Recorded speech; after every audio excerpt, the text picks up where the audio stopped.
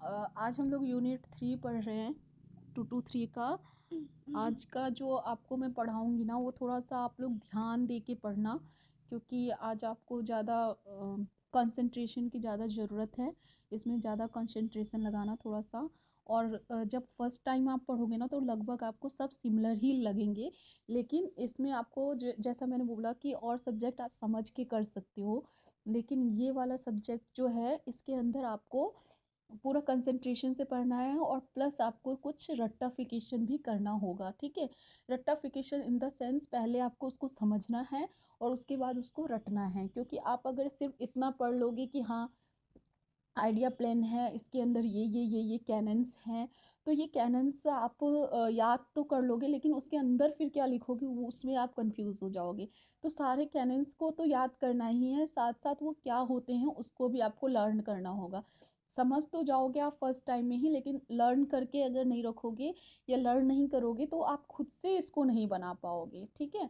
तो लर्न आपको इसको करना ही पड़ेगा। बाकी आप लोग समझ लो, पोस्टुलेशनल अप्रोच बहुत इम्पॉर्टेंट है, एग्ज़ाम के पॉइंट ऑफ व्यू से बहुत ज़्यादा ही इम्पॉर्टेंट है। और दूसरा दूसरा ये बोलना चाहूँगी इस चैप्टर के बारे में कि थोड़ा सा लेंदी है, लेकिन अगर आप इसको कर लोगे तो पॉइंट बनाने में यानी कि आपको नंबर गेन करने में आसानी होगी, क्योंकि आगे के जो चैप्टर्स आएंगे और जो पहले भी मैंने आप लोग को बता रखा है कि जो आपका आगे चैप्टर आएगा इंडेक्सिंग वगैरह वो सब और ज़्यादा ट्रिकी होते हैं जो आप नहीं कर पाते हो। तो इससे बेटर है कि इनको आपको करना है, ठीक है। हालांकि ये भी आपको फर्स्ट टाइम में हार्ड लगेगा, लेकिन ये उससे ज़्यादा आसान होता है। जब आप आगे पढ़ोगे तो आपको समझ में आएगा, ठीक है। पोस्टुलेशनल अप्रोच बेसिकली क्या है, एक तरह से इसमें आप सारे प्लेन्स के मतलब कैनन्स पढ़ते हो। कैनन्स का मतलब सिंपली होता है रूल्स, ठीक है। तो किस हिसाब से हम क्लासिफिकेशन करते जाते हैं, यूनिवर्स ऑफ नॉलेज को हम किस प्रकार से क्लासिफाई करते हैं, क्या मतलब रूल होना चाहिए, इसके बारे में हम इसमें पढ़ते हैं सारे में, ठीक है। तो सबसे पहले हमारा आ जाता है आइडिया प्लेन, ठीक है। इसके अंदर आपको सीधा सीधा आपसे पूछ सकता है कि व्हाट इज आइडिया प्लेन, और आइडिया प्लेन के सारे कैनन्स को लिखो और कैनन्स ऑफ दिस को आप डिस्क्राइब कर दो, ठीक है। ऐसे पूछ सकता है वो, मतलब समझ रहे हो आइडिया प्लेन क्या होता है, उसके सारे कैनन्स लिख दो। अब आइडिया प्लेन के जितने भी कैनन्स हैं उन सब का नाम आपको लिखना होगा, ठीक है। उसके बाद उसी में से एक को आपको बोल देगा कि आप डिस्क्राइब कर दो, जैसे कैरेक्टरिस्टिक्स को डिस्क्राइब कर दो, या फिर आप अरेज वाला डिस्क्राइब कर दो, कैनन्स ऑफ अरेज को डिस्क्राइब कर दो, ठीक है। या फिर आपसे ऐसे भी पूछ सकता है कि what is cannon of characteristics, name all cannons, इसके कितने कैनन्स हैं इसके बारे में बताइए और इस कैनन्स को आप डिस्क्राइब कर दीजिए, ठीक है। 10 मार्क्स में ऐसे करके भी पूछता है, तो एक क्वेश्चन इसमें ऐसा ही आएगा।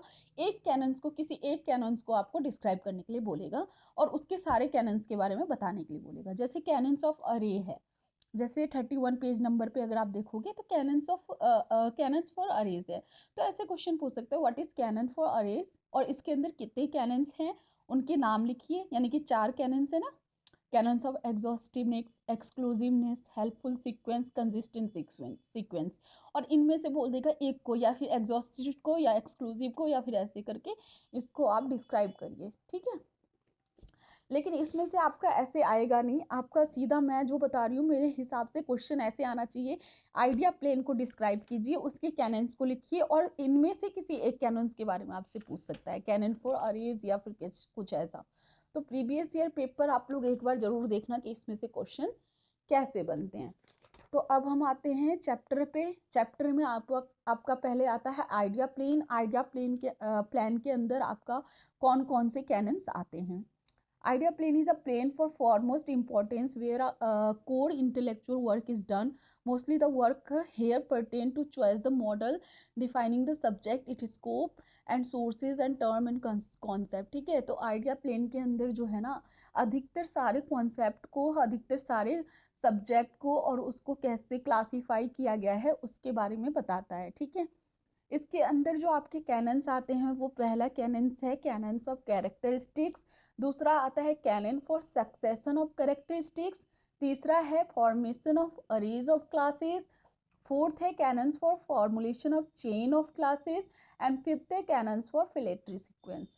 ठीक है, अधिकतर जो चांसेस होते हैं पेपर में आने के वो है canon of characteristics and cannons for arrays. ठीक है, बहुत ही ज़्यादा आपका बैड लक हुआ तो दूसरा कोई आ जाएगा, लेकिन इनमें से मोस्ट चांसेस होते हैं cannon of characteristics and canon of for arrays में से आने के 10 मार्क्स में। ठीक है, तो आपको ये दोनों पे ज़्यादा फोकस करना है, बाकी थोड़ा इधर ये सब भी कर लेना है, canon for succession of characteristics भी देख लेंगे, और इधर प्रिंसिपल ऑफ हेल्पफुल सीक्वेंस ये 5 मार्क्स में आ जाता है। ठीक है, जो मैं बता रही हूँ ना वो लिखते जाना, आपका कहाँ पे 10 बता रही हूँ और कहाँ पे 5 बता रही हूँ वो आप लिखते जाना। ठीक है, canon of characteristics and canon for array पे आप 10 मार्क्स लिख लो, और प्रिंसिपल फॉर हेल्पफुल सीक्वेंस जो कि 32 पेज नंबर पे है उस पे आप 5 मार्क्स लिख लो। Canon for chain of classes जो कि 33 पे है उस पे 5 मार्क्स लिख लो। ठीक है, तो इस तरह से इसमें से आपका क्वेश्चन आएगा, और इसमें से सबसे बड़ी बात की ये क्या है, इनप्रिडिक्टेबल है, कोई मतलब प्रिडिक्ट नहीं कर सकते कि इसमें से क्वेश्चन उठा लेंगे और इसमें से वो छोड़ देंगे, किसी में से भी क्वेश्चन उठा लेते हैं, तो इसमें से कुछ छोड़ना मतलब है नहीं, बाकी जो छोड़ना होगा वो मैं आपको बता दूंगी। तो स्टार्ट करते हैं। सबसे पहला है आपका canon of characteristics, idea plane का पेज नंबर 30 पे canon of characteristics. Canon of characteristics में आपका 3 फर्दर कैरेक्टर मतलब कैनन्स हैं। ठीक है, पार्ट है इसके, आपको मैंने नोट्स भेज दिया है व्हाट्सएप पे। ठीक है, तो जिसको मैं पढ़ा रही हूँ वो आपको नोट्स में भी मिल जाएगा, अगर आप नोट्स ओपन कर सकते हैं तो नोट्स ओपन कर लीजिए सब लोग। ठीक है, कैनन ऑफ कैरेक्टरिस्टिक्स लास्ट में मिलेगा, लास्ट में ही मैंने इसका कर रखा है अरेंज, तो देख लो आप लोग कैनन ऑफ कैरेक्टरिस्टिक्स जहाँ पे लिखा होगा ऑल ब्लू पेन से, अगर आप लोग ओपन कर सकते हो तो कर लो, नहीं तो बुक से ही पढ़ लो। ठीक है, स्टार्ट करें। ओके, कैनन ऑफ कैरेक्टरिस्टिक्स क्या होता है कि characteristics is a attribute to divide a group into smaller group. ठीक है, एक ग्रुप को उसके स्मॉलर ग्रुप में डिवाइड करना किसी भी कैरेक्टर के हिसाब से ही वो ही क्या होता है, कैनन ऑफ कैरेक्टरिस्टिक्स होता है। यानी कि किसी भी बड़े ग्रुप को छोटे से छोटे ग्रुप में डिवाइड करते चले जाना किसी एक बेसिक कैरेक्टर के ऊपर। ठीक है, कोई एक कैरेक्टर होना चाहिए, कोई बेस होना चाहिए, बेस मतलब बेस क्या होना चाहिए, एक कैरेक्टर को पकड़ के हम क्या करेंगे, किसी भी बड़े से बड़े ग्रुप को छोटे से छोटे ग्रुप तक डिवाइड करेंगे।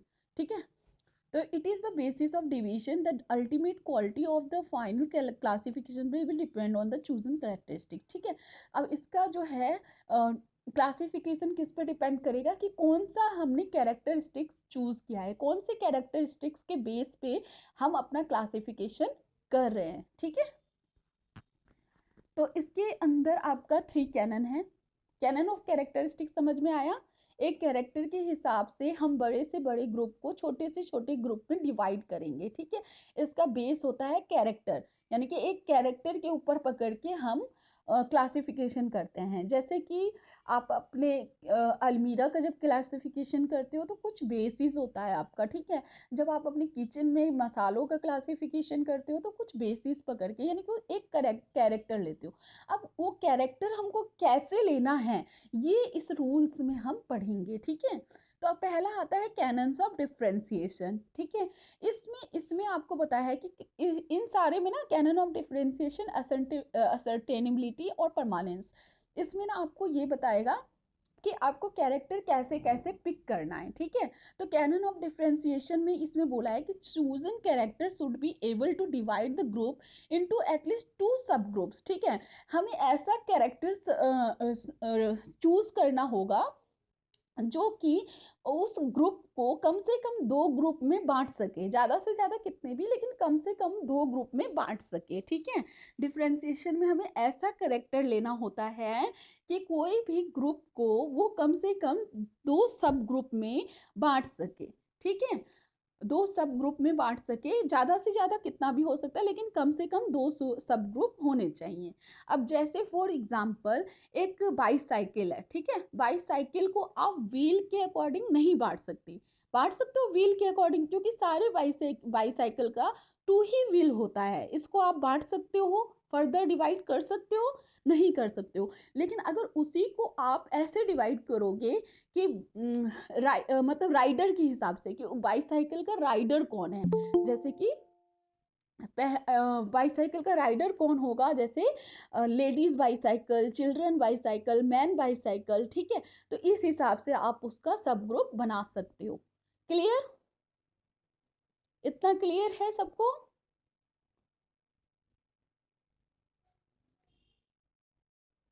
ठीक है। तो इसमें कैरेक्टरिस्टिक क्या क्या प्रीतम?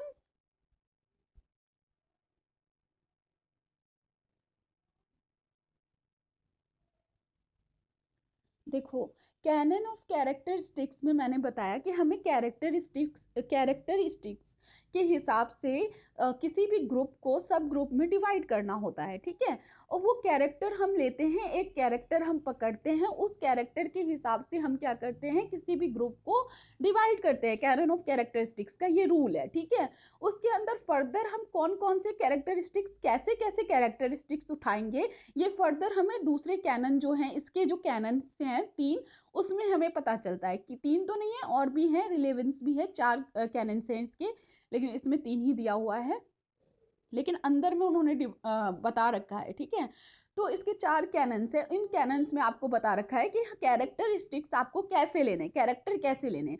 तो डिफ्रेंसिएशन में बताया है कि हमें ऐसे कैरेक्टर लेने हैं जिसमें कि एक ग्रुप को हम कम से कम 2 सब ग्रुप में डिवाइड कर सकें, ठीक है, उसके सब 2 सब ग्रुप बने, ठीक है। जैसे कि बाईसाइकिल का अगर हम ग्रुपिंग करने जा रहे हैं, तो व्हील के अकॉर्डिंग, यानी कि पहिए के अकॉर्डिंग अगर हम उसको डिवाइड करना चाहें तो नहीं कर सकते, क्योंकि सारे बाईसाइकिल का क्या है, 2 पहिया होता ही होता है। तो आप उसको फर्दर ग्रुप कर सकते हो, नहीं कर सकते हो। लेकिन बाईसाइकिल को अगर राइडर, राइडर क्या है, कैरेक्टरिस्टिक्स ले रहे हैं हम, व्हील एंड राइडर, ये क्या है, कैरेक्टरिस्टिक्स, यानी कि व्हील कैरेक्टर जब हमने लिया तो हम डिवाइड नहीं कर पा रहे हैं। लेकिन जब हमने राइडर लिया, यानी कि उसका राइडर मतलब क्या होता है, कौन उसको चला रहा है, ठीक है, चलाने के हिसाब से अगर हम बाईसाइकिल को डिवाइड करते हैं, तो हम कैसे डिवाइड कर सकते हैं, जेंट्स बाईसाइकिल अलग होती है ना, लेडीज बाईसाइकिल अलग होती है, और चिल्ड्रन बाईसाइकिल अलग होती है। तो इस हिसाब से हमारी क्या हो गई, बाईसाइकिल की एटलीस्ट टू टू 3 ग्रुप बन गई ना, ठीक है, 3 ग्रुप बन गई। लेकिन व्हील के हिसाब से एक भी ग्रुप नहीं बन रही थी, तो हमें कैरेक्टर ऐसा पकड़ना है कि कम से कम उसका 2 कैटेगरी बन सके, 2 सब ग्रुप बन सके। क्लियर? ठीक है। उसके बाद आपका आता है कैनन ऑफ असर्टेनिबिलिटी, ठीक है। तो असर्टेनिटिबिलिटी कैनन्स में ये है कि ऐसा कैरेक्टर हमें लेना है जो कैरेक्टर जो हो वो सर्टेन हो, ठीक है। असर्टेन कैरेक्टर हम नहीं ले सकते। सर्टेन कैरेक्टर मतलब जिसका हमें निश्चित पता हो, वही कैरेक्टर हम लेंगे। जैसे कि जब हम लिविंग पीपल को सब डिवाइड करेंगे तो हम उसके डेट ऑफ बर्थ से डिवाइड कर सकते हैं, ठीक है। लेकिन डेट ऑफ डेथ से हम उसको डिवाइड नहीं कर सकते, क्योंकि उसका क्या है, डेट ऑफ डेथ क्या है, डेट ऑफ डेथ क्या है, असर्टेन है, ठीक है। हमें पता तो नहीं है ना कि उसका डेथ कब होने वाला है।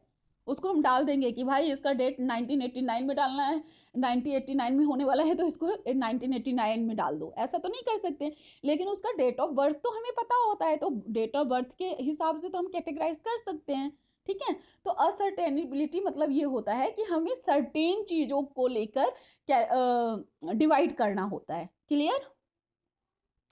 क्लियर? आपको भी जैसे मैं बता रही हूँ ना वैसे ही लिखना है। अच्छा, फिर से बताती हूँ। देखो, आपको जैसे मैं बता रही हूँ ना, आपको भी एग्जाम में ऐसे ही लिखना है विथ एग्जाम्पल, ठीक है, एग्जाम्पल से समझाना है। जो एग्जाम्पल मैं बता रही हूँ, नोट्स खोल रखे हैं आप लोग ने? नोट्स खोल रखे हैं? अगर नोट्स खोलोगे तो आपको बेटर समझ में आएगा, ठीक है। देखो, कैनन ऑफ असर्टेनेबिलिटी मतलब ये है कि हमें सर्टेन चीज़ों को लेके डिवाइड करना है। जैसे कि अगर मैं लिविंग पीपल मतलब कोई भी लोग को अगर कैटेगराइज करना चाहूँ, मान लो 1995 में इतने लोग जन्मे, 1996 में इतने आए, 1999 में इतने आए, ठीक है, तो इसके हिसाब से तो मैं कैटेगराइज कर सकती हूँ। लेकिन अगर मैं डेट ऑफ डेथ के हिसाब से करना चाहूँ तो क्या मुझे उनका डेट ऑफ डेथ से पहले ही पता होगा? ये तो असर्टेन चीज़ है ना? बात समझ में आ रही है? बताओ। ठीक है, तो डेट ऑफ डेथ क्या है? असर्टेन है, ठीक है। और असर्टेन चीजों को लेके हम क्या करेंगे? कैरेक्टर नहीं करेंगे, ठीक है। और बताओ। डेट ऑफ डेथ के हिसाब से आप कैरेक्टराइज नहीं कर सकते हो, लेकिन आप कैसे कैरेक्टराइज कर सकते हो? जेंडर के हिसाब से कर सकते हो, है ना, नेशनैलिटी के हिसाब से कर सकते हो, ठीक है। और अगर मैं बोलूँ कि कलर के हिसाब से, तो कलर भी नहीं कर सकते हो, क्योंकि कलर भी तो असर्टेन है ना। कलर किसका क्या है? कलर आज कोई काला लग रहा है तो हो सकता है कल वो गोरा लगने लगे कुछ लगा के, ठीक है। तो वो भी क्या है? असर्टेन चीज है। तो असर्टेन चीजों को हमें नहीं लेना है कैरेक्टराइज करते वक्त, ग्रुपिंग करते वक्त, ठीक है। सर्टेन चीजों को लेना है जिसका हमें निश्चित पता होता है। अब समझ में आया? आप लोग सिर्फ डेट ऑफ बर्थ और डेट ऑफ डेथ वाला कॉन्सेप्ट याद रखना, अपने आप याद आ जाएगा, ठीक है। क्योंकि किसी का भी डेट ऑफ डेथ क्या है, वो असर्टेन है, वो हमें नहीं पता है। लेकिन डेट ऑफ डेथ जो होता है वो सर्टेन होता है, ठीक है, वो पता होता है। और बताओ, समझ में आया? बताइए, नहीं तो मैं आगे बढ़ जाऊंगी। हाँ, ठीक है। उसके बाद आपका आता है कैनन ऑफ परमानेंस, ठीक है। तो हमें क्या करना है? जो चीज़ परमानेंट होती है उसके बेस पे हमें कैरेक्टरिस्टिक्स करना होता है, मतलब कैटेगराइज करना होता है, ग्रुपिंग करना होता है, ठीक है। जो चीज़ परमानेंट होती है, जो चीज़ परमानेंट नहीं है उसके हिसाब से हम क्या कर सकते हैं? कैरेक्टरिस्टिक्स मतलब कैटेगराइज नहीं कर सकते, ग्रुपिंग नहीं बना सकते हैं, ठीक है। जैसे कि अब यहाँ पे एक एग्जाम्पल दे रखा है कि चैम क्या है? Chameleons can not be grouped on the basis of colour as it is changeable. जो कैमिलियंस होते हैं उनको हम कलर के हिसाब से ग्रुपिंग नहीं कर सकते, क्योंकि उनका कलर जो होता है वो चेंज होता रहता है, ठीक है। या फिर छोड़ो ये वाला, कैमिलियंस वाला अगर नहीं समझ में आता है तो एक एग्जांपल और लेते हैं। हाँ, ठीक है। जैसे गिरगिट जो होता है, गिरगिट रंग बदलता है ना अपना, सॉरी, कैमिलियंस। हाँ, गिरगिट रंग बदलता है ना। गिरगिट ही बोलते हैं ना उसको, कि छिपकली बोलते हैं? नहीं, ठीक है। हाँ, तो गिरगिट जो होता है ना वो रंग बदलता है। तो रंग के हिसाब से उसको हम ग्रुप नहीं कर सकते, क्योंकि वो अपना रंग क्या कर रहा है? ग्रुप कलर क्या होगा उसका? चेंजेबल रहता है, कभी वो कोई कलर का दिखता है और कभी कोई कलर का दिखता है। सिमिलरली अगर लोग को हम बोले, तो लोग को हम क्लॉथ्स के हिसाब से क्या कर सकते हैं? कैरेक्टरिस्टिक्स नहीं कर सकते, क्योंकि क्लॉथ्स जो है वो परमानेंट नहीं है। आज किसी ने कैसे क्लॉथ पहने हैं और कल कोई कैसे क्लॉथ्स पहनेगा, ठीक है। इसी तरह पॉलिटिकल पार्टी को नहीं कर सकते, पॉलिटिकल पार्टी के अकॉर्डिंग नहीं कर सकते। हो सकता है आज वो बीजेपी में है, कल कांग्रेस में चला जाए, ठीक है। तो इस तरह से जो चीज परमानेंट है, जिसका पता है कि ये चीज परमानेंट रहेगी, उसी कैरेक्टर को उठा के हम क्या करेंगे? ग्रुपिंग करेंगे। ओके। ओके, बताओ, कैनन ऑफ परमानेंस समझ में आया? ठीक है, इसी वजह से मैं एग्जाम्पल के साथ समझा रही हूँ, और आपको भी एग्जाम में ना एग्जाम्पल के साथ ही लिखना है, ठीक है। मोर देन इनफ होगा इतना अगर आप लिख लोगे तो। और बुक में बिल्कुल मत जाना, जो मैं बता रही हूँ बस उतना ही पढ़ना, क्योंकि बुक में पढ़ोगे तो हाँ, अब मेरे समझाने के बाद हो सकता है आपको समझ में आ जाए, लेकिन उतना करने की जरूरत नहीं है, जितना मेरे नोट्स में लिखे हैं उतना आप याद कर लेना, ठीक है। याद तो करना ही पड़ेगा। देखो अभी आपको समझ में आता जा रहा है, लेकिन बाद में सब कंफ्यूज हो जाएगा, तो याद करते चलना उसको, ठीक है। Canon of relevance, canon of relevance क्या होता है?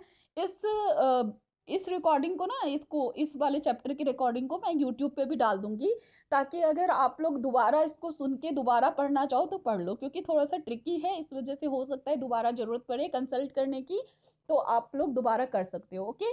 मैं डाल दूंगी, आज नहीं तो कल इसको मैं डाल दूंगी, ठीक है। हाँ, तो कैनन ऑफ रिलेवेंस, रिलेवेंस एक इसी में है। कैनन ऑफ कैरेक्टरिस्टिक्स का ही पार्ट है, जो कि आपको नीचे में मिल जाएगा, लेकिन यहाँ पे नहीं लिखा है। तो आप लोग लिख लेना, कैनन ऑफ परमानेंस के नीचे लिख लेना कैनन ऑफ रिलेवेंस, ठीक है, मेरे नोट्स में मिल जाएंगे आपको। कैनन ऑफ रिलेवेंस लिख लेना। तो कैनन ऑफ रिलेवेंस क्या होता है, जो रिलेवेंट चीज होती हैं उनके अकॉर्डिंग उन कैरेक्टर को उठा के हमें क्या करना होता है, कैरेक्टराइज करना होता है, यानी कि डिवीजन शुड बी रिलेवेंट, ठीक है।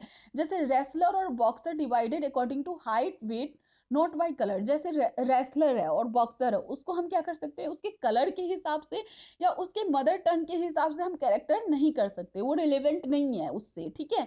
रेसलर का कलर कुछ भी हो सकता है, उसका मदर टंग कुछ भी हो सकता है, लेकिन बॉक्सर और रेसलर को हम उसको कैसे कैटेगराइज कर सकते हैं, अकॉर्डिंग टू हाइट। उसका हाइट क्या है, मतलब बोलते हैं ना कि 50 किलो, जब आप कॉमनवेल्थ या फिर ओलंपिक्स वगैरह देखते होंगे तो जो चैंपियनशिप होता है उसके अंदर रेसलिंग वगैरह जो होती है, बॉक्सिंग वगैरह भी होती है, तो उसकी कैटेगरी कैसी होती है, 50 kg, 60 kg ऐसे करके होती है ना कैटेगरी, अगर आपने कुछ नोटिस किया हो ओलंपिक्स वगैरह में तो, ठीक है।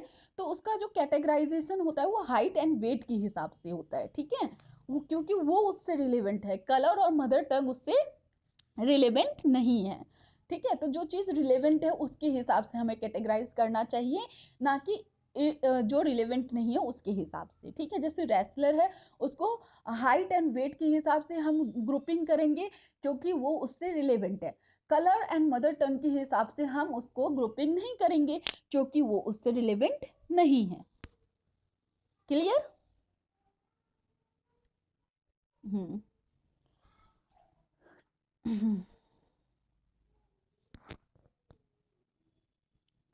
ठीक है। सिमिलरली अगर फॉरेन पर्सन है, उसको अगर कैटेगराइज करेंगे तो उससे रिलेटेड क्या, उसको हम कलर या फिर सॉरी उसको हम वेट और हाइट के हिसाब से नहीं करेंगे क्योंकि वो उससे रिलेवेंट नहीं है, क्योंकि लैंग्वेज का कैटेगराइजेशन कर रहे हैं हम, तो लैंग्वेज जो है हाइट एंड वेट से नहीं है, उसका हम लैंग्वेज के हिसाब से यानी कि मदर टंग के हिसाब से उसको हम कैटेगराइज करेंगे, ठीक है। तो इस तरह से आपको करना है। एक बार मैं रिपीट कर दे रही हूँ जल्दी जल्दी। कैनन ऑफ कैरेक्टरिस्टिक्स वो होते हैं जिनमें हम कैनन ऑफ कैरेक्टरिस्टिक्स में एक ग्रुप को कम से कम 2 सब ग्रुप बने ऐसे हमें डिवाइड करना होता है, ऐसे कैरेक्टरिस्टिक्स को पकड़ना होता है जिससे कम से एक ग्रुप को कम से कम 2 ग्रुप में डिवाइड कर सके। जैसे कि बाईसाइकिल को अगर हम व्हील के हिसाब से कैटेगराइज करना चाहे तो हम नहीं कर पाएंगे, क्योंकि सारे बाईसाइकिल के 2 ही व्हील होते हैं, उसका फर्दर डिवीजन नहीं हो सकता। लेकिन अगर हम राइडर के हिसाब से करेंगे सॉरी राइडर के हिसाब से अगर करते हैं तो उसका कम से कम 2 ग्रुप बन जाता है। तो कैनन ऑफ डिफरेंशिएशन यही आपको बोलता है कि उसके कम से कम 2 सब ग्रुप बनने चाहिए, ठीक है।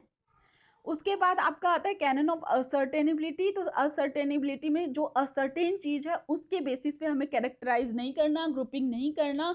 जो सर्टेन चीज है, जो निश्चित पता होती है, उसके हिसाब से हमें कैरेक्टर ग्रुपिंग करना होता है। जैसे कि किसी के डेट ऑफ बर्थ से हम कैरेक्टर ग्रुपिंग कर सकते हैं, कैरेक्टराइज कर सकते हैं, फर्दर उसको कैटेगराइज कर सकते हैं, लेकिन किसी के date of death, living people का जो जिंदा है उसका डेट ऑफ डेथ के हिसाब से हम नहीं कर सकते, हम अंदाजा नहीं लगा सकते कि उसका डेट ऑफ डेथ कब है, ठीक है। तो डेथ के हिसाब से हम किसी को क्या कर सकते हैं, कैटेगराइज नहीं कर सकते लिविंग पीपल को।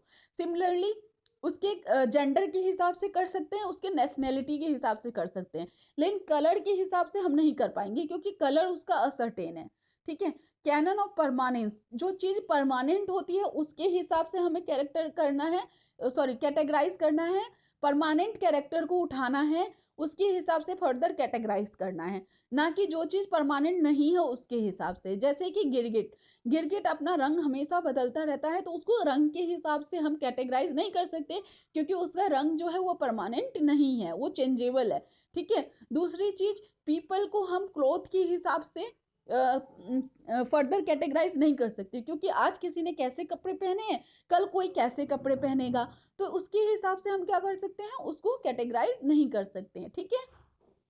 उसके बाद आपका आता है canon of relevance. Canon of relevance का मतलब होता है कि जो चीज रिलेवेंट है, जिससे जो चीज रिलेवेंट है उसको उसी चीज से फर्दर कैटेगराइज करना है। जैसे रेसलर को हम कलर एंड मदर टंग के हिसाब से फर्दर कैटेगराइज नहीं कर सकते, क्योंकि कलर एंड मदर टंग जो है वो रेसलर और बॉक्सर से रिलेवेंट नहीं है। हम उसको हाइट एंड वेट के हिसाब से कैटेगराइज कर सकते हैं, क्योंकि हाइट एंड वेट जो है वो रेसलर एंड बॉक्सर से रिलेवेंट है। सिमिलरली अगर फॉरेन लैंग्वेज को हम कैटेगराइज करना चाहें तो हम फॉरेन पीपल को क्या करेंगे, according to height and weight categorise नहीं करेंगे, क्योंकि height and weight foreign people से रिलेवेंट नहीं है। ठीक है, आई होप समझ में आया होगा। बताइए अब किसी को कुछ समझ में ना आया हो तो। जैसे कि फॉरेन पीपल है, जैसे मान लो कोई फॉरेन है, फॉरेन में हमें नहीं पता कि वो कौन से कंट्री का है, तो उसको क्या, रेसलर को तो हम हाइट एंड वेट के हिसाब से कैटेगराइज कर रहे हैं, तो फॉरेन पीपल को अगर मैं बोलूँ कैटेगराइज करने के लिए, तो क्या आप हाइट एंड वेट के हिसाब से उसको करोगी कैटेगराइज? क्या उससे रिलेवेंट है? फॉरेन पीपल का मतलब किससे रिलेवेंट हो सकता है? वो लैंग्वेज से रिलेवेंट है, समझ रहे हो? हाँ, मतलब वो कौन सा लैंग्वेज बोल रहा है उससे आप उसको कैटेगराइज करोगे, कि उसके हाइट एंड वेट से करने लगोगे, ऐसा तो नहीं होगा ना। तो जो चीज जिससे रिलेवेंट है आप उसी से उसको कैटेगराइज करोगे फर्दर। ओके, ये आपकी कभी क्या क्या क्या कैनन ऑफ परमानेंट, जो चीज परमानेंट होगी, ठीक है, परमानेंट चीजों के हिसाब से ही आप फर्दर ग्रुपिंग करोगे। जो चीज परमानेंट नहीं है उसके हिसाब से ग्रुपिंग नहीं कर सकते। जैसे कि कैमेलियंस हैं, ठीक है, उनको आप क्या करोगे कि उनके कलर के हिसाब से अगर आप बोलोगे अरे ये तो ब्लू कलर का दिख रहा है, इसको मैं ब्लू कलर, कैमेलियंस को मैं ब्लू कलर के हिसाब से कर देता हूँ कि ब्लू कलर, ठीक है, उसको फर्दर आपने डिवाइड कर दिया।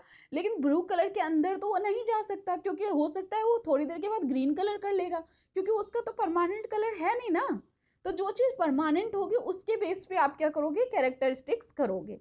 जैसे पीपल है, उसको मैं बोलूँ कि चलो जैसे मैं कुछ पीपल को कर रही हूँ, तो इंडियन वेयर में कर रही हूँ, वेस्टर्न वेयर में कर रही हूँ, तो क्या वो पीपल उसमें रहेंगे? जिनको मैंने आज इंडियन वेयर में डाला है, क्या वो हमेशा इंडियन वेयर में ही रहेंगे? वो बदलेंगे नहीं। तो ये चीजें क्या है, परमानेंट नहीं है, क्योंकि क्लॉथ्स हमेशा बदलेंगे, ठीक है, क्लॉथ्स के हिसाब से हम उसको कैरेक्टर नहीं कर सकते, पीपल्स को कैरेक्टराइज नहीं कर सकते फर्दर। समझ रहे हो बात? हाँ, और बताओ।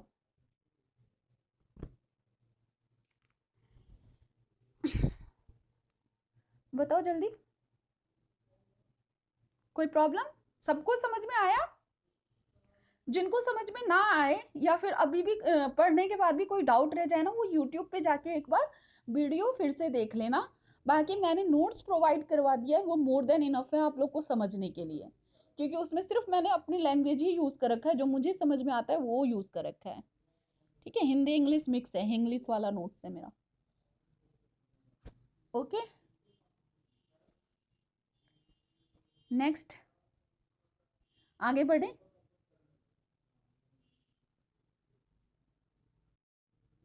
ठीक है, canon of succession of characteristics में कुछ भी नहीं है। जो आपका कैनन ऑफ कैरेक्टरिस्टिक्स पढ़ा है ना, उसी सक्सेशन, मतलब उसमें ये बोला गया है, जो कैनन ऑफ कैरेक्टरिस्टिक्स आपने पढ़ लिया है उसमें क्या होना चाहिए, सक्सेशन होना चाहिए। ये नहीं कि वो भाई रुक जाए, मतलब बढ़ते रहना चाहिए। ऐसा कैरेक्टरिस्टिक्स रहने चाहिए कि वो मतलब फर्दर ग्रुपिंग हो गया, फिर फर्दर ग्रुपिंग हो गया उसी बेस में, और फिर फर्दर ग्रुपिंग होता चला जाए।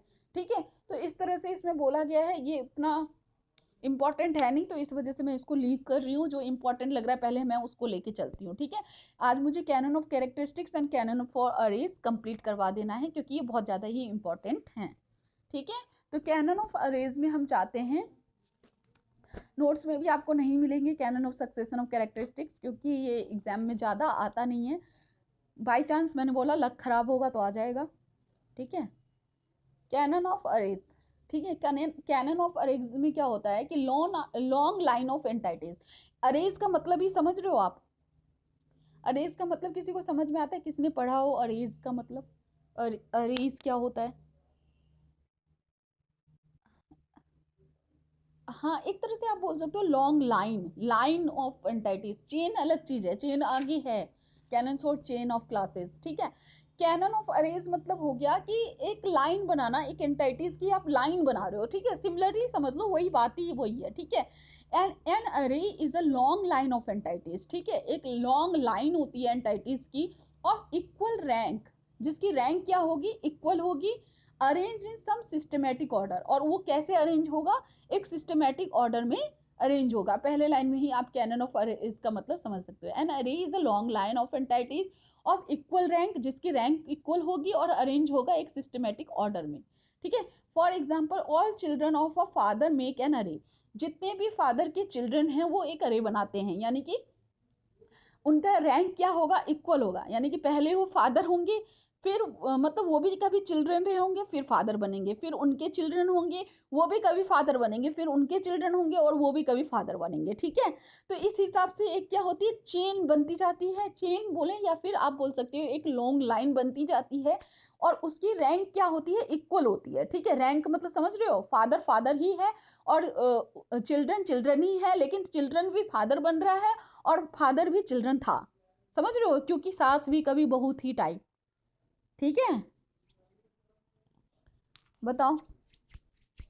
इसी तरह से स्टेट, हर एक मतलब जैसे state of India make an अरे, जितने भी स्टेट हैं इंडिया की स्टेट हैं वो क्या करता है, एक अरे बनाता है, यानी कि स्टेट सारी क्या होती हैं, एक लाइन पे उसकी क्या है, एक लाइन बनती है ना, स्टेट की एक लाइन है ना, और सबका रैंक इक्वल है, सब स्टेट ही हैं, दिल्ली भी स्टेट है, बिहार भी स्टेट है, झारखंड भी स्टेट है, और केरला भी स्टेट है, गोवा मतलब जो भी है, ठीक है, सब स्टेट ही है, लेकिन एक क्या कर रहे हैं, ये एक एक अरे बना रहे हैं, समझ रहे हो ना, अरे बन रहा है ना।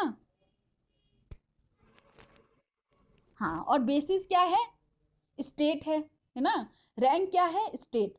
तो ये ठीक है, सिमिलरली कॉन्टिनेंट्स जितने भी हैं वो एक अरे बना रहे हैं, ठीक है। स्टेट में जितने भी डिस्ट्रिक्ट हैं वो एक अरे बनाते हैं, टाउन है वो एक अरे बनाते हैं, ठीक है। तो अरे क्या होता है, एक अरे होती है जो लॉन्ग लाइन होती है एंटाइटीज की, जिसकी रैंक क्या होगी, इक्वल होगी, सबकी रैंक क्या होगी, इक्वल होगी, ठीक है, क्लियर। अब इसके कुछ कैनन्स हैं। पहला कैनन है कैनन ऑफ एग्जॉस्टिवनेस, ठीक है। कैनन ऑफ एग्जॉस्टिवनेस में क्या होता है, अरे शुड बी इंक्लूसिव, ठीक है, इंक्लूसिव होना चाहिए। इंक्लूसिव मतलब पता है किसी को, सब कुछ का समावेश जिसको बोलते हैं, ठीक है।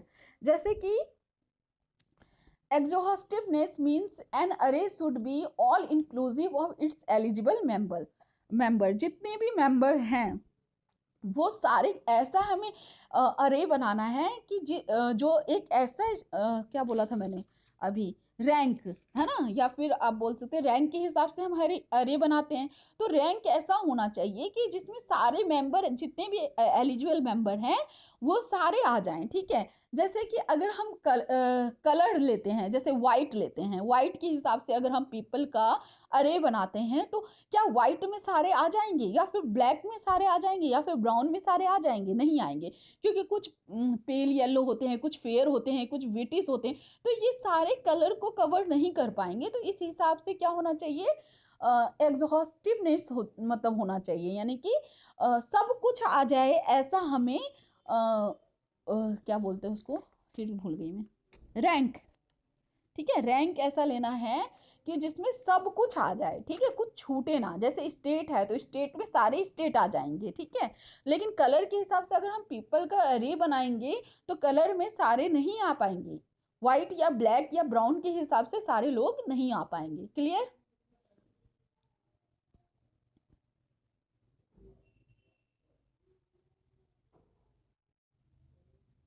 ठीक है, मतलब समझ रहे हो ना, सारे मेंबर इसमें कंजिस्ट नहीं हो पाएंगे, यानी कि इंक्लूसिव का मतलब ही यही होता है कि सारे के सारे चीज उसमें आ जाए, सारी एंटाइटीज की लाइन बन जाए, यानी कि कुछ छूट जाए और कुछ बन जाए।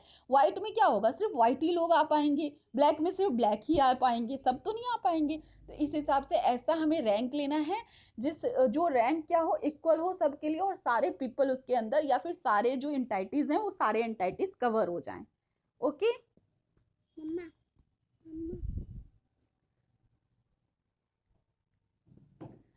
उसके बाद आपका आता है कैनन ऑफ, क्या है उसके बाद, कैनन ऑफ एग्जॉस्टिवनेस हो गया ना, एक्सक्लूसिवनेस, ठीक है, कैनन ऑफ एक्सक्लूसिवनेस, ठीक है, इसमें क्या है, entities should belong to one and only one array, ठीक है, member should not be into two groups, ठीक है, इसने बोला है एक्सक्लूसिवनेस में कि हमें ऐसा अरे बनाना है जिसमें जो मेंबर यानी कि एंटाइटीज जो होंगे सिर्फ एक ग्रुप में आने चाहिए, दो ग्रुप में नहीं आने चाहिए, ठीक है, जिसमें एंटाइटीज क्या होंगे, सिर्फ और सिर्फ एक ग्रुप में आए, दो ग्रुप में ना आए। Clear? Exclusiveness means that entity should belong to one and only one array. सिर्फ एक और एक अरे में आए. In other word, a member should not be included in two groups at the same time. For example, in classification of dog, जब हम dog का classification करते हैं तो they should be kept under mammals और under pet, not under both. ठीक है, या फिर mammals में आएंगे या फिर वो क्या होंगे, पेट्स में आने चाहिए, ना कि दोनों में आना चाहिए। जब हम आप मैमल्स के हिसाब से जब कर रहे हो तो भी डॉग्स को ले लोगे, जब पेट्स के हिसाब से कर रहे हो तो भी डॉग्स को ले लोगे। तो ये क्या होगा, ये अरे इस बेस पे आप एक अरे नहीं बना सकते हो एक्सक्लूसिवनेस में, ठीक है। बेस ऐसा होना चाहिए कि वो मेंबर सिर्फ एक और एक ही ग्रुप में फॉल करे, ठीक है। क्लियर? बताइए।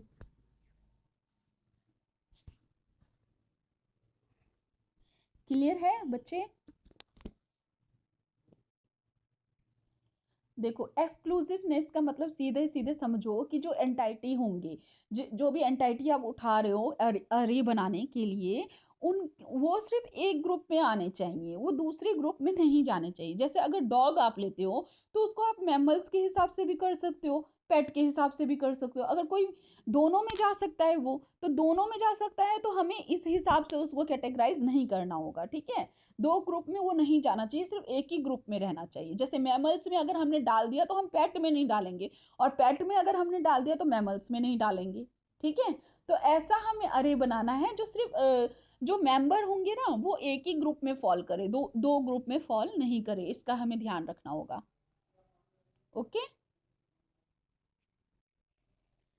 उसके बाद आता है आपका कैनन ऑफ हेल्पफुल सीक्वेंस, ठीक है। हेल्पफुल सीक्वेंस का मतलब है कि ऐसा सीक्वेंस बनाना, ऐसे अरे को ऐसे अरेंज करना कि वो लॉजिकल हो और उसका हेल्पफुल ऑर्डर हो, ठीक है। एक लॉजिकल ऑर्डर फॉलो करे, ठीक है। जैसे स्टूडेंट है, स्टूडेंट को क्या करेंगे हम, बाय मेरिट कर लेंगे, ठीक है, बाय नेम कर लेंगे अरेंज। तो एक लॉजिक है इसके पीछे, ठीक है। कोई मतलब हेल्पफुल सीक्वेंस है जो आपको हेल्प होगा। जैसे कि नेम के हिसाब से आप अगर स्टूडेंट को कैटेगराइज करते हो तो वो हेल्पफुल सीक्वेंस है ना, हेल्प हो रहा है आपको, अल्फाबेटिकली नेम से आप सबको अरेंज कर रहे हो, तो ये क्या है, एक लॉजिकल ऑर्डर है, एक हेल्पफुल ऑर्डर है, ठीक है। क्लियर? हेल्पफुल सीक्वेंस का मतलब ये होता है कि एक लॉजिकल ऑर्डर फॉलो करे, एक हेल्पफुल ऑर्डर, मतलब जितना ज़्यादा से ज़्यादा हेल्पफुल हो सके उस हेल्पफुल ऑर्डर को फॉलो करें। बताइए, बताइए, किसी को कोई दिक्कत? हेल्पफुल सीक्वेंस हो गया, उसके बाद कंसिस्टेंट सीक्वेंस। क्या बच्चे?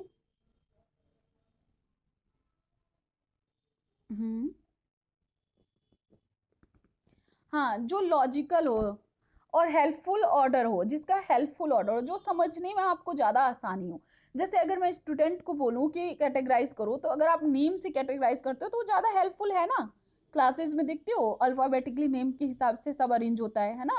तो वो क्या होता है, एक हेल्पफुल ऑर्डर है, ठीक है, एक लॉजिकल ऑर्डर को फॉलो करता है, ठीक है। बताओ।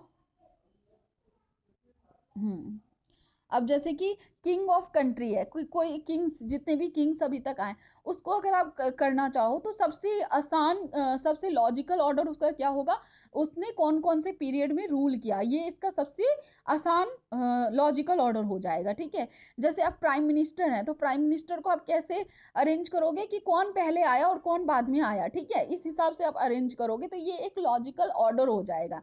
समझ रहे हो ना बात?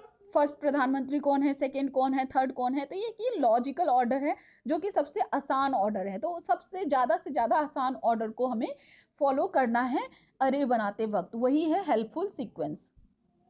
क्लियर? बताइए।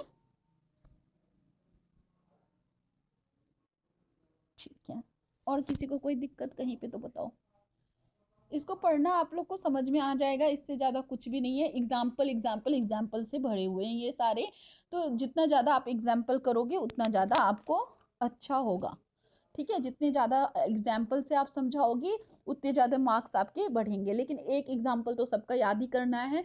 अगर दूसरा आपको ज़्यादा मेहनत नहीं करनी तो जो एग्जाम्पल्स मैंने दे रखे हैं, अगर मेरे नोट्स आपको समझ में आते हैं तो आप उसको कर लेना। ठीक है,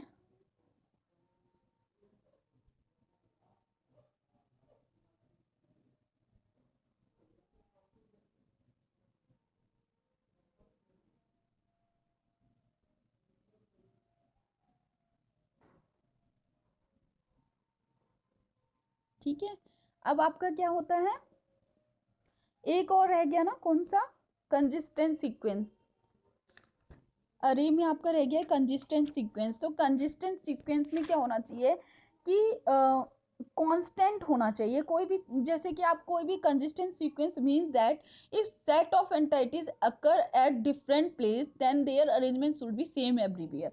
यानी कि जो एंटिटीज, कुछ एंटिटीज ऐसे होने चाहिए कि अगर वो एक से ज्यादा प्लेस पे भी हैं तो उनका अरेंजमेंट क्या होना चाहिए, सिमिलर ही होना चाहिए।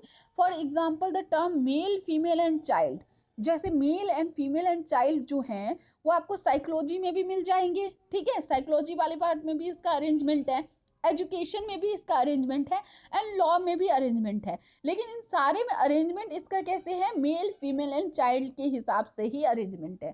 ठीक है, तो अगर वो डिफरेंट डिफरेंट प्लेस पे भी मिल रहे हैं तो इनका अरेंजमेंट क्या होना चाहिए, सेम ही होना चाहिए। ठीक है, सिमिलरली अगर आप कंट्रीज लेते हैं, कोई भी कंट्री लेते हैं तो कंट्री आपको ज्योग्राफी में भी मिल जाते हैं, ज्योग्राफी में भी उसका अरेंजमेंट है और हिस्ट्री में भी उसका अरेंजमेंट है। ठीक है, लेकिन सारे कंट्रीज आपको जो अरेंज मिलेंगे तो कंट्रीज के नेम आपको वैसे ही मिलेंगे जैसे ज्योग्राफी में थे, और हिस्ट्री में भी वैसे ही मिलेंगे जैसे आपको ज्योग्राफी में थे। यानी कि हर जगह अरेंजमेंट उसका सेम है, भले ही प्लेस चेंज होता जा रहा है। बात समझ में आ रही है? कंसिस्टेंट सीक्वेंस का मतलब ये है कि कंसिस्टेंसी फॉलो करेगा, कांस्टेंट होगा, हर जगह उसका जो अरेंजमेंट होगा वो कांस्टेंट होगा। क्लियर? ओ गॉड, देखो, कंसिस्टेंट सीक्वेंस का मतलब है कि भले ही एंटाइटीज आपको एक से ज़्यादा जगह पे मिल जाएंगे, लेकिन एक से ज़्यादा जगह पे होने के बावजूद भी उनका अरेंजमेंट हर जगह सेम होना चाहिए।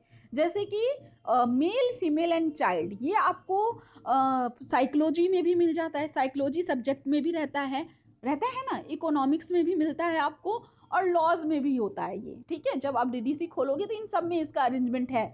चाइल्ड का अरेंजमेंट आपको साइकोलॉजी में भी मिल जाएगा। ठीक है, चाइल्ड मेल का और फीमेल का आपको लॉ में भी मिल जाएगा। लेकिन इनके अरेंजमेंट कैसे हैं, इसी नेम से हैं, इसी हिसाब से हैं, मेल फीमेल चाइल्ड, इसी नेम से ही उसका अरेंजमेंट है। यानी कि नेम क्या है, कांस्टेंट है हर जगह। क्लियर? अरेंजमेंट इसका क्या है, हमेशा सेम है। बताओ, समझ में आया? ठीक है, तो इसमें आपका ना जो बुक है उसमें ना आपको मिक्सअप करके दे रखा है सब कुछ, ऐसे अलग अलग नेम से नहीं दे रखा है। अब जैसे कैरेक्टरिस्टिक्स में ही सब दे दिया, परमानेंस भी दे दिया, डिफ्रेंसिएशन भी दे दिया, लेकिन मैंने आपको अलग अलग करके सब कुछ समझा दिया है। ठीक है, इसमें सब में आपका मिक्सअप खिचड़ी बना दिया है इन्होंने, जिसको आपको ढूंढने में बहुत दिक्कत होती है। लेकिन मैंने अपने नोट्स में सब कुछ अलग कर रखा है और आपको भी अलग अलग सब कुछ समझा दिया है। तो आप लोग अगर थोड़ा सा मेहनत करोगे ना तो आपको अच्छे से समझ में आ जाएगा। ओके, ठीक है। और क्लास थोड़ा पहले आप लोग ज्वाइन किया कीजिए। Canon of characteristics and canon for array मैंने आपको समझा दिया है। जिसको भी डाउट रहता है 45 पे आ जाया करो। मोस्ट प्रोबेबली 50 पे मैं क्लासेस स्टार्ट कर दूंगी। ठीक है, रुकूंगी नहीं। अब बताओ, किसी को कोई भी दिक्कत कहीं से भी आ रहा है तो मैं रिपीट कर देती हूँ। बताओ, ये दोनों सबसे ज़्यादा इंपॉर्टेंट हैं। हेल्पफुल सीक्वेंस भी इंपॉर्टेंट है, इसको भी आप पढ़ लेना। हेल्पफुल सीक्वेंस में कुछ नहीं है, 5 नंबर में आएगा, फ्री के नंबर ले जाओगे हेल्पफुल सीक्वेंस में। बस 2-3 एग्जाम्पल चेप देना। ठीक है, जैसे मैंने आपको कौन कौन से एग्जाम्पल बताए हेल्पफुल सीक्वेंस में, याद है किसी को? एक तो स्टूडेंट को बताया मैंने कि स्टूडेंट को नेम के हिसाब से अल्फ़ाबेटिकली नेम के हिसाब से करेंगे तो वो लॉजिकल होगा। फिर मैंने आपको किंग का बताया कि किंग को हम करेंगे सबसे लॉजिकल ऑर्डर उसका क्या होगा कि कौन से पीरियड में किसने रूल किया, ठीक है। उसके बाद मैंने आपको प्राइम मिनिस्टर का बताया कि प्राइम मिनिस्टर को हम कैसे लॉजिकल ऑर्डर में अरेंज कर सकते हैं। सबसे ज़्यादा लॉजिकल ऑर्डर यही होगा कि फर्स्ट प्राइम मिनिस्टर कौन थे, सेकेंड कौन थे, थर्ड कौन थे, फोर्थ कौन थे, फिफ्थ कौन थे, राइट। तो इस तरह से अगर आप एग्जाम्पल देख के अगर इसको करोगे तो फ्री के 5 नंबर ले जाओगे। हेल्पफुल सीक्वेंस आ जाता है 5 नंबर में कई बार, सेम क्वेश्चन, ठीक है। उसके बाद canon for chain of classes या फिर कैनन फॉर चेन, ठीक है, ये आ सकता है आपका 5 नंबर में। तो चेन वाले में भी सिमिलरली है कि एक चेन बनाते हैं, ऐसा हम अरेंजमेंट करते हैं, ऐसा हम ग्रुपिंग करते हैं कि ग्रुप सब ग्रुप करते करते एक चेन हमारी बनती जाती है, ठीक है। जैसे as a result of successive application of characteristics, ठीक है, एक कैरेक्टरिस्टिक्स हम ऐसा पकड़ते हैं जिससे क्या होगा, group not characteristic to a group not all member will be equal rank. इसमें अरेज में क्या होते थे, हमारे जो मेंबर्स होते थे वो इक्वल रैंक पे होते थे, लेकिन चेन में क्या होते हैं, एक चेन तो फॉलो होती है लेकिन जरूरी नहीं है कि उसके मेंबर क्या होंगे, एक इक्वल रैंक पे ही होंगे। डिफ्रेंशिएट कर पा रहे हो आप लोग अरेज में और चेन में? डिफ्रेंशिएट कर पा रहे हो?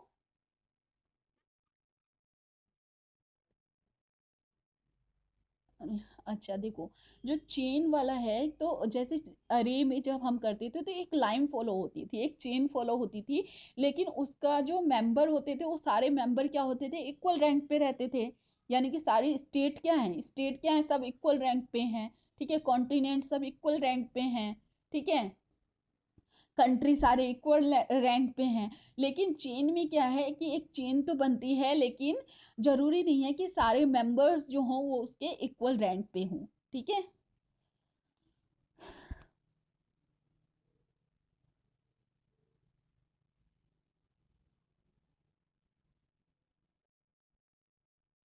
हाँ, ग्रैंडफादर, फादर, सन, एक चेन बन रही है। फिर ग्रैंड चिल्ड्रन, चेन बन रही है, बन रही है चेन। लेकिन क्या सारे इक्वल रैंक पे हैं? ग्रैंडफादर ग्रैंडफादर की जगह पे है, और फादर फादर की जगह पे है, सन सन की जगह पे है, और ग्रैंड चिल्ड्रन की जगह पे। सिमिलरली अगर अरे में आपने किया था तो कैसे किया था, फादर और चिल्ड्रन, है ना। और फादर और चिल्ड्रन क्या था, एक इक्वल इसका क्या था, स्टेटस क्या था, स्टेटस क्या था इसका, सेम था, इक्वल रैंक थी। लेकिन इसमें क्या है, इक्वल रैंक नहीं है, ठीक है। इक्वल रैंक इसमें जरूरी नहीं है कि इसमें एक चेन तो बनेगी लेकिन जरूरी नहीं है कि वो इक्वल रैंक फॉलो करे, ठीक है। तो इसमें भी दो टाइप्स होते हैं, canon of decreasing extension and canon of modulation, ठीक है। तो इसको आप पढ़ना, मैंने उतना डिटेल में इसको नहीं पढ़ा था तो इस वजह से ज़्यादा मुझे नहीं पता है, मैंने इतना ही पढ़ा था इसका, canon for chain of classes. हाँ, ओके। तो आप अगर पढ़ोगे इसको कैनन ऑफ डिक्रीजिंग एक्सटेंशन तो समझ में आ जाएगा। तो इसमें चेन फॉलो, जैसे चेन फॉलो होगी ना तो एक डिक्रीजिंग ऑर्डर होती है इसकी, ऐसा कुछ होगा, या फिर मैं बताती हूँ, रुको। The first canon means that the entity should be arranged in a broader to narrower और जनरल टू स्पेसिफिक और होल टू पार्ट ऑर्डर, ठीक है। ये क्या करेगा, एक ब्रॉडर टू नैरो, ठीक है, ब्रॉड एरिया से स्टार्ट होगा और नैरो तक जाएगा, ठीक है। और इसका ये वाला सीक्वेंस होगा, या फिर जनरल टू स्पेसिफिक यानी कि बड़े से छोटे तक, यानी कि होल टू पार्ट, यानी कि सबसे बड़े से लेके उसके पार्ट पार्ट तक जाएगा, ठीक है।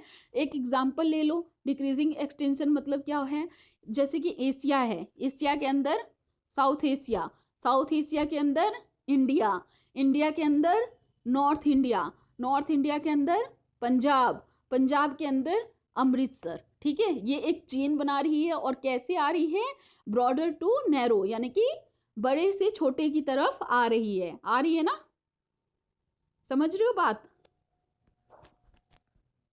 हाँ, इसका क्या है, एक डिक्रीजिंग एक्सटेंशन है।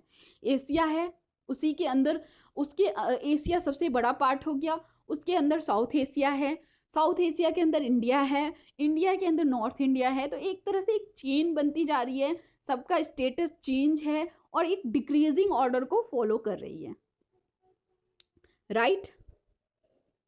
ठीक है। सिमिलरली सोशल साइंस एक सब्जेक्ट है, इसके अंदर इकोनॉमिक्स है, इकोनॉमिक्स के अंदर फाइनेंशियल इकोनॉमिक्स है, फाइनेंशियल इकोनॉमिक्स के अंदर मनी है, और मनी के अंदर बैंक है। ठीक है, तो एक चेन बना रही है, चेन बन रही है, लेकिन एक डिक्रीजिंग ऑर्डर फॉलो कर रही है। ठीक है, make another chain of broader to narrower classes. ठीक है, ब्रॉडर टू नैरो की तरफ जाएगी, जनरल टू स्पेसिफिक की तरफ जाएगी, होल टू पार्ट की तरफ जाएगी। ठीक है, इस ऑर्डर को फॉलो करेगी। Modulation means that no intervening link should be missed in the classes arranged in decreasing extension. No jumping, no snapping. In the first example, we should not directly jump from North India to Amritsar. ठीक है, तो modulation में मतलब ये है कि कोई भी एंटाइटी क्या होना चाहिए, मिस नहीं होना चाहिए जब हम डिक्रीजिंग ऑर्डर की तरफ जा रहे हैं। जैसे नॉर्थ इंडिया में जाके हम सीधे सीधे अमृतसर पे नहीं आ सकते थे। ठीक है, बात समझ रहे हो? हम पंजाब को ऑमिट नहीं कर सकते। जैसे आप नॉर्थ इंडिया में आप बोल सकते हो ना, जैसे नॉर्थ अमृतसर तो नॉर्थ इंडिया में आता है, तो नॉर्थ इंडिया के बाद आप अमृतसर लिख सकते थे, लेकिन नहीं, अमृतसर पंजाब को आप ऑमिट नहीं कर सकते, मतलब हटा नहीं सकते हो। ठीक है, कोई भी चीज़, कोई भी एंटाइटी हटनी नहीं चाहिए, मॉड्यूलेशन के अंदर ये आता है। ठीक है, बाकी इतना आप लोग कर लेना। Thought is snap chain will satisfy cannot decreasing extension but will violate the canon of modulation. Oh God, finally. हाँ बताओ, समझ में आया बच्चे? ठीक है,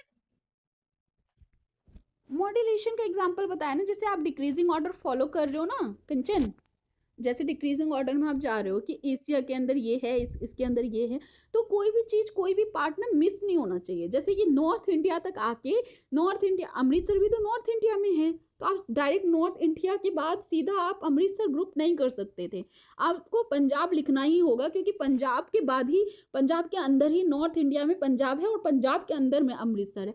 तो मॉड्यूलेशन में मतलब ये है कि कोई भी पार्ट मिस नहीं होना चाहिए, कोई भी पार्ट ओमिट नहीं होना चाहिए, हर एक पार्ट को कंसिडर करना चाहिए। क्लियर?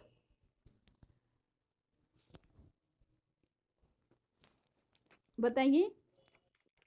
ठीक है, तो चेन वाला कर लेना, ये थोड़ा सा इंपॉर्टेंट है, और एक दो बार आप रीड करोगे ना तो इजी भी लगने लगेगा, क्योंकि इसमें सिर्फ एग्जाम्पल से आपको समझाने हैं। जितने ज़्यादा एग्जाम्पल आप याद रख सकते हो, उतना ज़्यादा आपका ये वाला चैप्टर इजी हो जाएगा, और 15 मार्क्स का अकेले ये चैप्टर कैरी कर लेता है कई बार। ठीक है, 15 मार्क्स ये कैरी कर लेता है थर्ड यूनिट।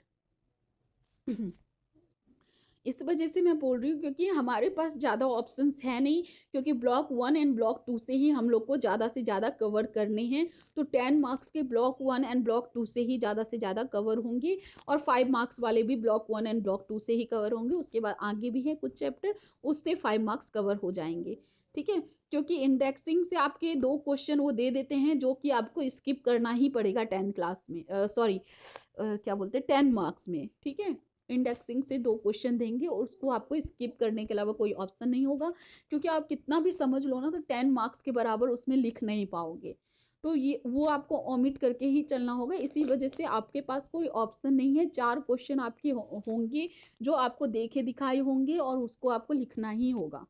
ठीक है, तो ये बात आप लोग थोड़ा सा ध्यान में रखना। पोस्टुलेशनल अप्रोच बहुत ज़्यादा इंपॉर्टेंट है, 10 मार्क्स का एक क्वेश्चन ये कैरी कर लेता है। ठीक है बच्चे, मेरा मुंह दर्द हो गया बोलते बोलते, 1 घंटा कंटिन्यू बोला है आज मैंने। अब किसी को कोई डाउट है तो आप बोलो, मैं बताती हूँ।